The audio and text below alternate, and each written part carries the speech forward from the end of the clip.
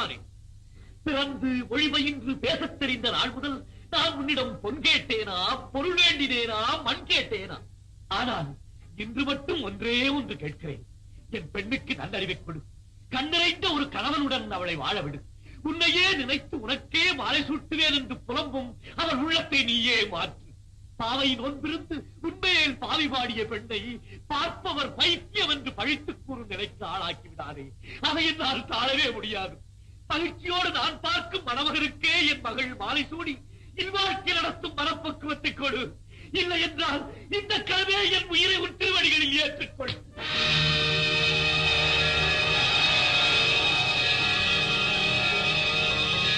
விஷ்ணு சித்தரே,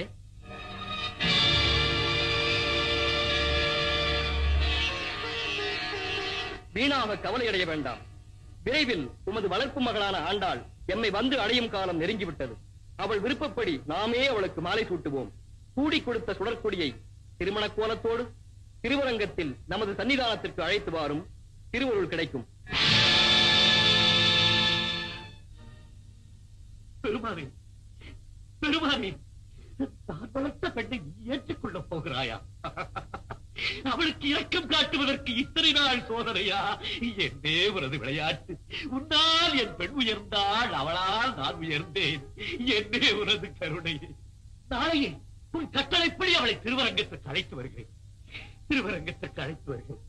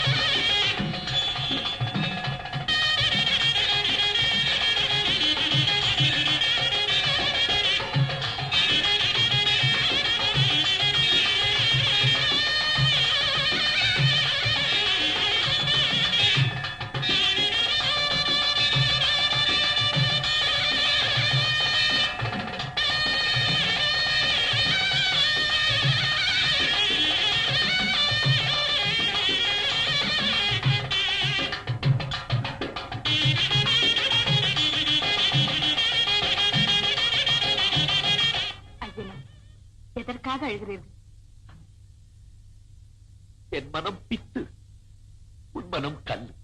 ஆண்டவனுக்கே மனையாளாக வாழ்க்கைப்படச் சென்றாலும் அல்லும் பகலும் பாடுபட்டு வளர்த்த பாழும் மனம் மகளின் பிரிவை நினைத்து வருந்தாமல் இருக்குமா அம்மா?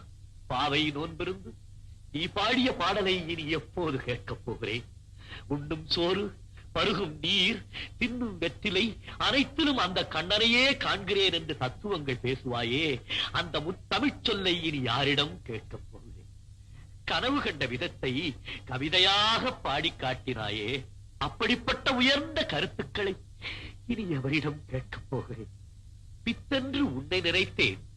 ஆனால் நீ என்னை பித்தனாக்கிவிட்டு பெரிய இடத்திற்கு சென்று வாழும் பெருமையை அடைந்து விட்டாய். அம்மா, இந்த ஏழை தகப்பனை மறந்துவிட மாட்டாயே? மறந்துவிட மாட்டாய்? சுவாமி, திருவரங்கத்தில் பள்ளி கொண்டு பெருமானையே மருமகனாக அடையப் போகும் தாங்கள் ஆனந்தப்பட வேண்டுமே அல்லாது அழக்கூடாது. இறைவன் திருவடிக்கே சேவை செய்ய சென்றார். இந்த வாய்ப்பு எனக்கு கிடைப்பதற்கு காரணமாக இருந்தவர் தாங்கள் அல்லவா? இதை எப்போதும் மறக்க மாட்டேன். மனக்கவலை அகற்றி மகிழ்ச்சியோடு எனக்கு வாழ்த்து சொல்லி அனுப்புங்கள். உலகத்தையே வாழ வைப்பவருடன் வாழப் போகிறாய். உனக்கு வாழ்த்து சொல்லும் அருகதை எனக்கு ஏதம்மா? என்றாலும் உன்னை வளர்த்த கடனுக்காக ஓரிரண்டு வார்த்தைகள் சொல்லுகிறேன்.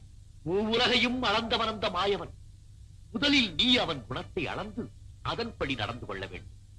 காலத்தையே வகுத்தவன் அந்த கண்ணன். அவன் திரு பாதத்தையே போற்றி தினமும் நீ வணங்கிட வேண்டும்.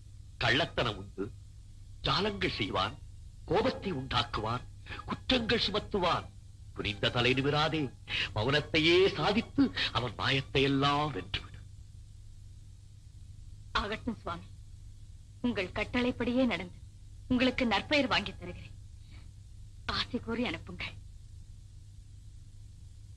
மேற்கு திசை திருமுடி வைத்து, கிழக்கு திசை திருவடி நீட்டி, வடக்கு திசை முதுகை காட்டி, தெற்கு திசை நேர்முகம் நோக்கி பள்ளி கொண்டிருக்கும் பெருமானே, உன் கட்டளைப்படி சூடிக் கொடுத்த சுடற்கொடியை உன் சன்னதிக்கே அழைத்துக் கொண்டு வந்திருக்கிறேன்.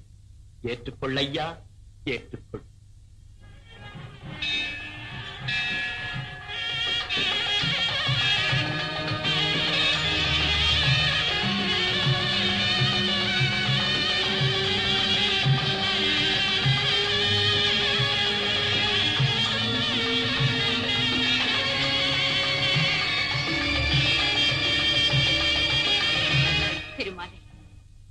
பிள்ளை பருவத்திலிருந்து நான் சூடிக் கொடுத்த மாலையை ஏற்றுக்கொண்ட நீ என்னை ஏற்றுக்கொள்வதற்கு இத்தனை காலம் நாடகம் ஆட வேண்டுமா?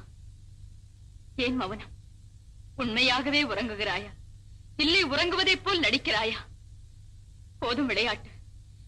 வழக்கப்படி உன் ஜால வித்தைகளை காட்டி என்னை சோதித்து விடாதே. அரங்கநாதா, அடியாளை ஏற்றுக்கொள்.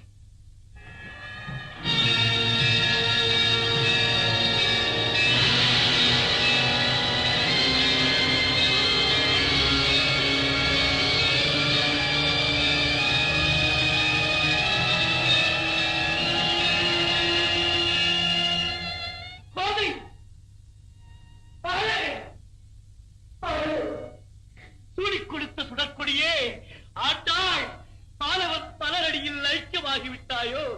இனி உன்னை என்று காணப் போகிறேன். உலகம் புகழ ஒரு மகளை திருமகள் போல் வளர்த்தேன். அவளை திருமால் கொண்டு சென்றார். பெருமகளாய் வாழ்ந்து பெரும் பிள்ளை பெற்ற பிராட்டி யசோதைக்கு என் மகள் மருமகளாய் வாழப்போவது நினைத்து பெருமைப்படுகிறேன். பெருமானே, கோதைக்கு அருள் செய்த நீ இந்த ஏழைக்கு என்று அருள் செய்ய போகிறாய்.